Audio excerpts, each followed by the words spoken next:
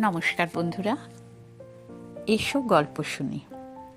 আমি হাজির হয়ে গেছি আমার গল্পের সম্ভার নিয়ে। আমার আজকের অনুগল্প কিচিরমিচির, লেখিকা আশরাফি খাতুন। প্রতিদিন ভোরবেলা ঘুম থেকে উঠলেই শুনতে পাই পাখিদের মধুর কোলাহল। জানলা খুলতেই দেখতে পাই কাঁঠাল গাছ, আম গাছ, পেয়ারা গাছে পাখিগুলো খেলা করছে। কি সুন্দর রং ওদের, ছোট্ট ছোট্ট পাখি, কিন্তু দেখতে খুব সুন্দর। কেউ হলুদ রঙের ডোরাকাটা, কেউ কালো লাল মিশিয়ে, মাথাটার আবার আলাদা রং। বেশ কদিন হলো ওদের আর দেখা নেই। আজ বাগানে ঢুকে ওদের খুঁজছি। আমাকে দেখে পাশের বাড়ির দোতলা থেকে ছোট্ট পিকু জিজ্ঞাসা করলো, ও কাকু, পাখিগুলো কোথায় গো?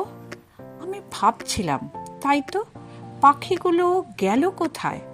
পরদিন ভোরবেলা বাঁদরের খ্যাক খ্যাক শব্দ আর পাখিদের কিচিরমিচির আওয়াজ শুনে ছুটে বাগানে গিয়ে দেখি মস্ত বড় কালো সাপ বাগানে ঢুকেছে।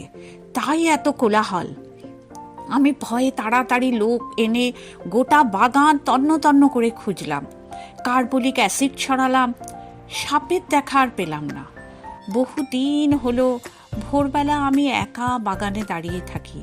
পাখিরা আর আসে না। ওরা কি অন্য কোনো বাগানের খোঁজ পেয়েছে, যেখানে আর ভয়ঙ্কর সাপ আসবে না কোনো দিন?